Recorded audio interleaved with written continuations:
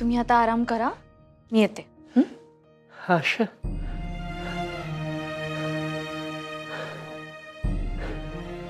आशा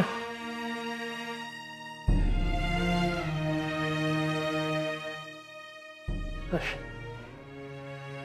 काय म्हणालात तुम्ही? आशा अक्षरा? अक्षरा म्हणायचंय ना तुम्हाला?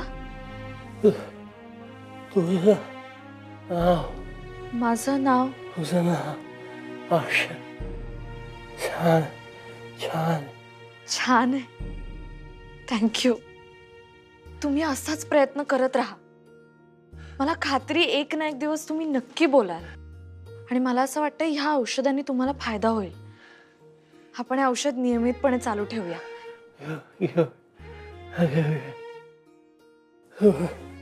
तुझ्यामुळे मी अहो नाही नाही, हात कशाला जोडताय? थँक्यू नका म्हणू सर. तुम्ही मुलगी म्हटलात ना मला, मग थँक्यू नका म्हणू. तुम्ही आराम करा, मी आलेच.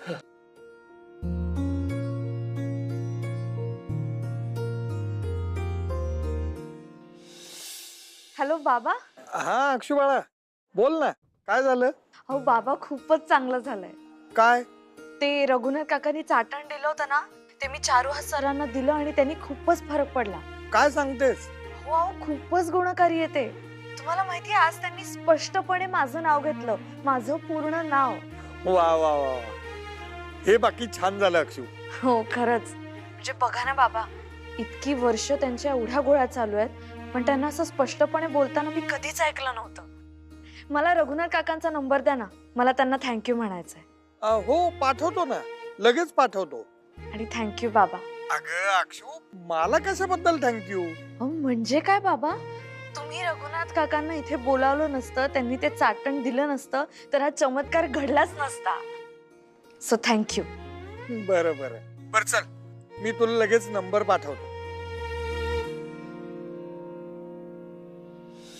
Hello hello. एक्सक्यूज मी दादा.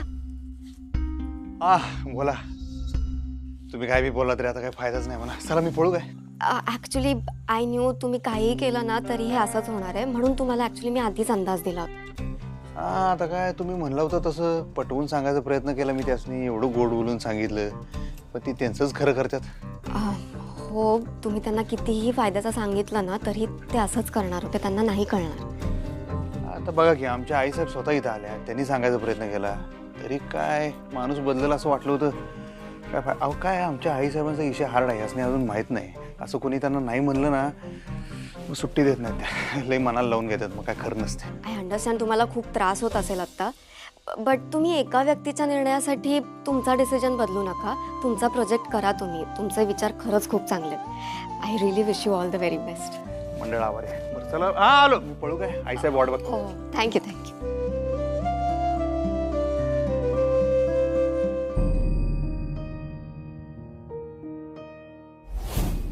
आज खरंच चमत्कार झाला.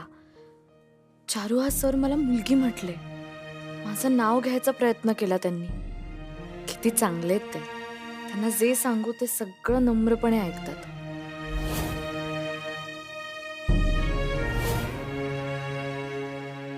मग हल्ला करताना मी पाहिलं ते काय असेल? औषधाचा साईड इफेक्ट का अतिरेक? मला रघुनाथ काकांशी बोललं पाहिजे. पण देवी तुझे खूप आभार. तुझी साथ होती म्हणून रघुनाथ काका इथवर पोहोचू शकले.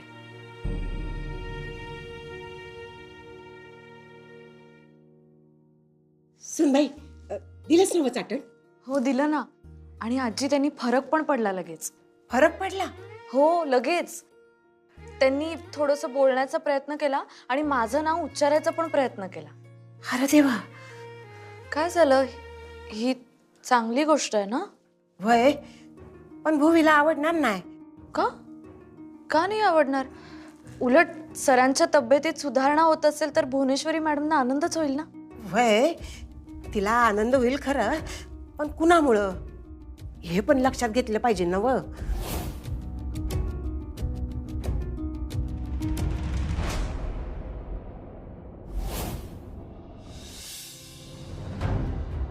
दादा एवढं कसलं पैसे तो माझ त्या बाईक? हा कोण असा ती?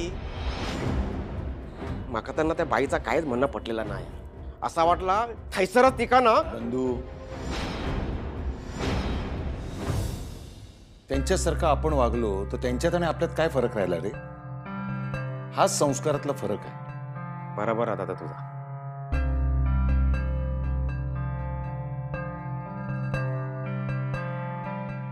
अरे दादा खरा सांगू, माका ना अभिमान वाटता की मी तुझं भाव असाय म्हणून. अरे माकाच काय त्या अख्ख्या गावाला तुझा अभिमान वाटता. दादा मी येतो, मी जरा काम.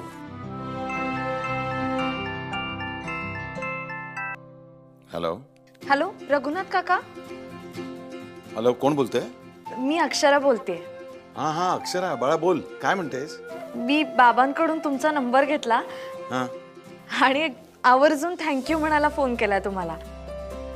काका, तुम्ही ती औषधं दिली होती ना, ती मी चारुहास सरांना दिली आणि त्यांनी खूपच फरक पडला. तुमचे मानावे तितके आभार कमी आहेत खरंच. अगं बाळा, माझे कसले आभार मानतेस? ही किमया आहे ना, ही सगळी निसर्गाची आहे. मी फक्त निमित्त आहे. खरं सांगायचं ना तर आपण त्याची माहिती जोपासली पाहिजे आणि त्याची माहिती असणं गरजेचं आहे. ती माहिती मला माझ्या वडिलांकडून मिळाली आणि ज्याचा आपल्या सगळ्यांनाच खरं तर फायदा होतोय. खरं सांगू का, निसर्गाचे आपल्यावरती खूप उपकार आहेत आणि ते आपण कधीच फेडू शकत नाही. हा, आपण त्याची फक्त काळजी घेऊ शकतो, इतकंच. हो, अगदी खरं आहे काका. तुम्ही प्लीज माझ्या शाळेत याल का? कारण लहान मुलांना सुद्धा निसर्गाचं महत्त्व कळलं पाहिजे. प्लीज माझ्या विद्यार्थ्यांना हे सगळं शिकवा ना. तुम्ही म्हणालात ते अगदी बरोबर आहे. पुढच्या पिढीवर सुद्धा हे संस्कार व्हायला हवेत. अक्षरा, तुझे हे विचार ऐकून मला खरंच खूप बरं वाटलं. तुला सांगतो, आज आमच्या घरी काही मंडळी आली होती. त्यांना इथं कोकणामध्ये उद्योगधंदा करायचा होता. म्हणजे ही सगळी औषधी जंगलं तोडून तिथं काहीतरी व्यवसाय करायचा होता. थोडक्यात सांगायचं म्हणजे त्यांना निसर्गाशी काही देणं येणं नाहीये. त्यांना फक्त तिकडे कारखाने उभे करायचे, उद्योगधंदा करायचे, बस. पण अक्षरा, आता तुझ्याशी बोलताना तुझे विचार ऐकल्यानंतर मला असं जाणवलं की तुमच्या पिढीला निसर्गाची काळजी आहे आणि हा वारसा पुढच्या पिढीला देताना तो आपण जपलाय पाहिजे, याची काळजी घेतली पाहिजे. मी नक्की आहे ना बाळा तुझ्या शाळेत. थँक्यू काका. आणि बाळा, निसंकोचपणे कधी काय लागलं तर बेलाशक फोन कर मला. हो नक्की. ठेवू?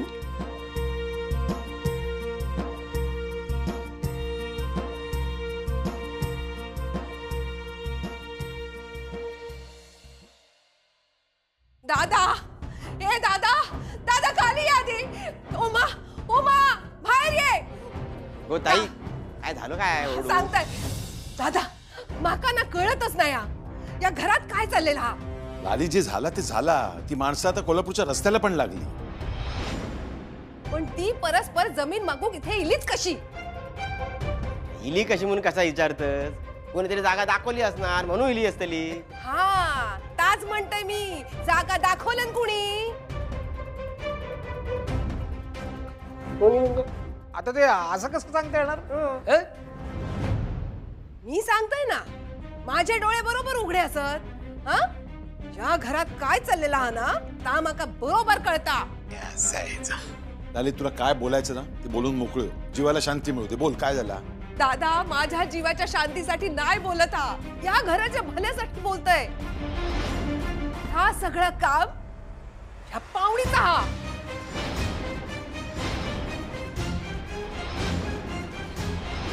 म्हणजे ये बाय म्हणजे लाली, उगाच तिला कशाला मध्ये घेते? मी आता त्या बाईच्या लेकाशी हे का बोलताना पाहिलंय.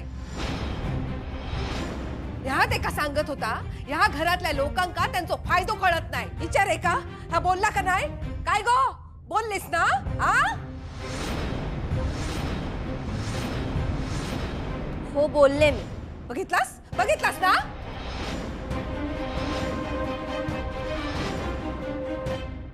पण जागा विकत घेण्यासाठी मी नाही बोलवलं त्यांना. आणि तसंही चुकीचं काहीच बोलत नव्हते ना ते. तुमच्यासोबत बाकी इतर कितीतरी फॅमिलीजचा फायदा झाला असता यात. आणि असं मातीशी इमोशनली कनेक्टेड राहून काय होणार आहे? इनफॅक्ट आता लोक मातीशिवाय सुद्धा शेती करतात. एरोपोनिक्स, हायड्रोपोनिक्स या टेक्निक्समध्ये फक्त पाण्यावर आणि हवेवर शेती केली जाते. आणि असं हे परंपरेचं आणि संस्कृतीचं सगळं बर्डन घेऊन तुम्ही जगापुढे नाही ना जाऊ शकत.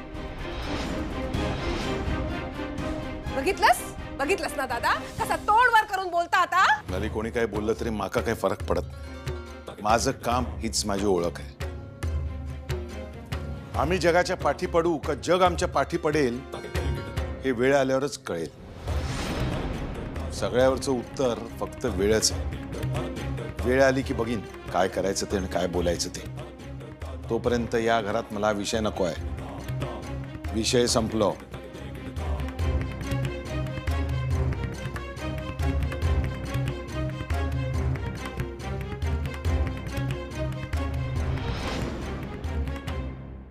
तू लक्षात ठेवा, असला काय पुन्हा करायचा नाही, नाहीतर बघ.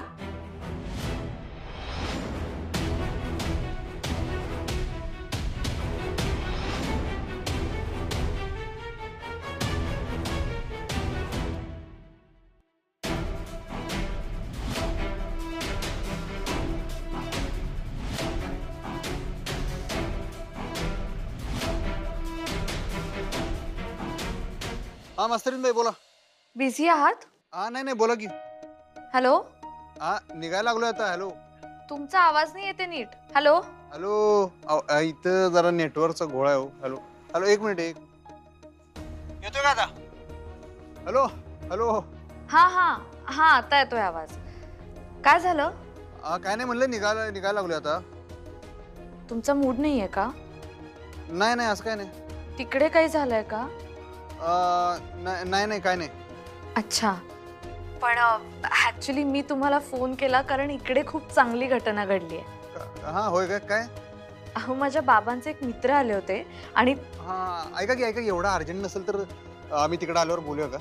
बर चालेल. ठीक आहे, निघतोय आम्ही. ओके, सावकाश या. हा हॅपी जर्नी. हा हॅपी जर्नी. अहो, तुम्ही हॅपी जर्नी नसतं म्हणायचं, तुम्ही थँक्यू म्हणायचं असतं. हा आता कुठं फोनवर एवढी शाळा घेता रातच्याला. जाऊ दे की हॅपी जर्नी तर. बरं झाला, थँक्यू. सॉरी. तुम्ही कशाला, आम्ही सॉरी. जाऊ द्या. काय झाले माहितीये का, खरं तर इथं मॅटर जरा बिघडलाय जरा. अच्छा, मी आल्यावर सगळं सांगतो तुम्हाला. तुम्ही चिडला नाही ना? नाही, तुम्ही सावकाश या आणि नीट या. हा थँक्यू. ऑफकोर्स. बाय. हा ए ओके, चल.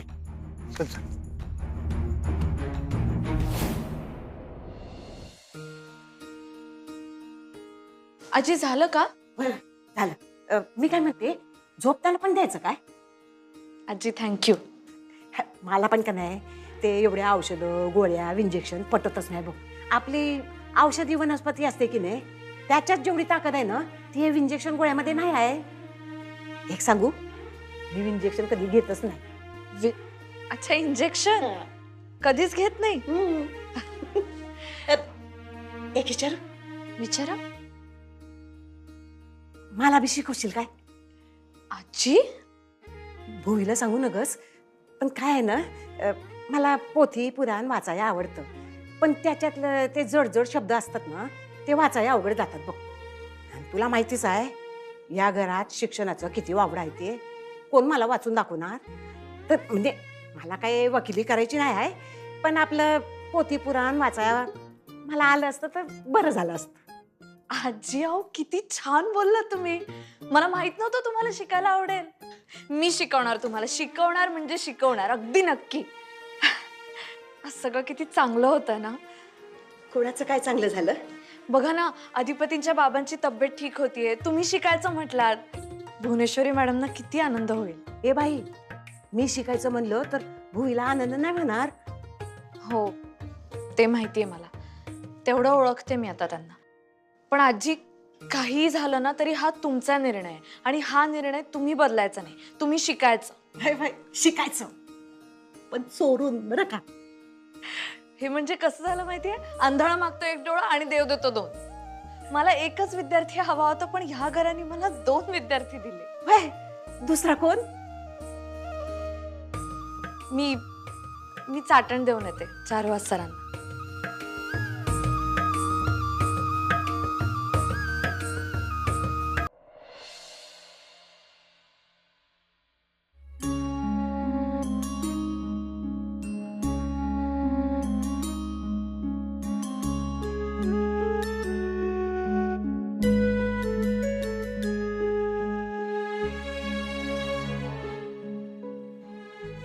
मॉम, सिरियसली मी कुठल्या वाईट हेतूने नाही बोलले त्यांच्याशी. पण आता मी या सगळ्यांना कसं समजू?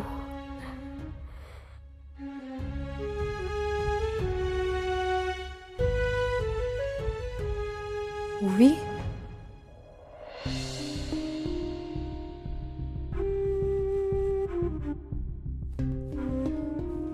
ओवी, ओवी तू नको वाईट वाटून घेऊ. अगं आत्या फक्त बोलते, तिच्या मनात काहीच नसतं. इट्स ओके, सवय झाली आता मला. असंही त्या मला नेहमीच टार्गेट करतात. असं काय नाहीये ग. हे बघ, तू आणि अधिपती दादा बोलताना तिने पाहिलं आणि तिने त्याचा वेगळा अर्थ काढला, इतकंच. आणि दादा मगाशी पण म्हणाले ना, वेळ सगळ्या प्रश्नांवर जालिम औषध असतं. बरोबर आहे. मग आता माझी वेळ आली की मी दाखवून देईन ना त्यांना. परत तेच मी म्हणाले ना, खरंच असं काही नाहीये. ओवी, आता आत्या बोललीये तर एवढं. उद्या तुझी सासू बोलल्यावर काय करशील? त्या माझ्या सासू का होतील? आत्याचं नाही बोलते मी, लग्नानंतर तुझी सासू होईल त्याचं म्हणतेय. निशी, मी ना कोणाचं ऐकून घेणार नाही. आणि तसंही माझी सासू खूप कूल असणार आहे. सो आम्ही दोघी मिळून चिल करू. मस्त. मग आपण एक काम करूयात ना, तुला मुलगा शोधण्याऐवजी आधी आपण सासू शोधूयात. कसं? वा, मस्त आहे हा आयडिया. नाईस. मस्त आहे ना? थांब, आत्ताच लागते काम. ए कुठे काही असतं तुझं निशी. हे सगळं करण्यापेक्षा ना बॅडमिंटनवर लक्ष दे, ते जास्त इम्पॉर्टंट आहे. एक मिनिट. हा, माझं लक्ष आहे बॅडमिंटनकडे. हो का? ओवी, त्या अधिपती दादांच्या आई कसल्या डेंजरस होत्या ना. हा, डेंजर होत्या, पण त्या एज्युकेशन बद्दल जे बोलल्या ना ते नाही पटलं मला. बट त्यांची पर्सनॅलिटी खूप सॉलिड होती. पर्सनॅलिटी असावी ना तर अशी. कळलं का निशी मॅडम? नाहीतर राहाल घाबरून. कळलं ओवी मॅडम.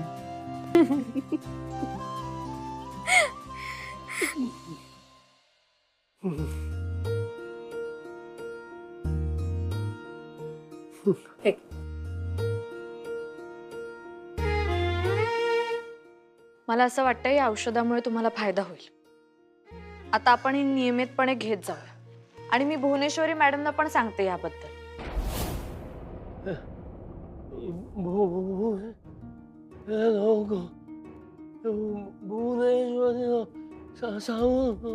नाही नाही, तुम्ही काळजी करू नका, मी त्यांना समजावून सांगते. अहो, तुमची तब्येत बरी होत असेल तर त्यांना आनंदच होईल ना. नाही होणार आनंद.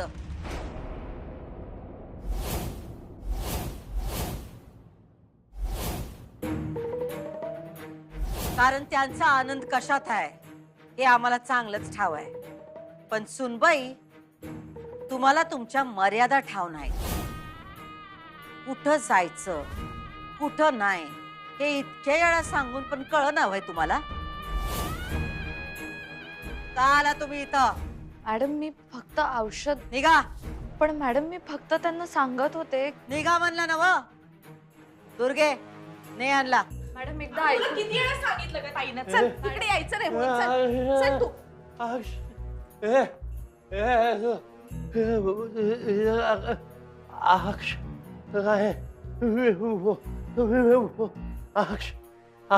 शब्द फुटायला लागले वाटतं तुमचे.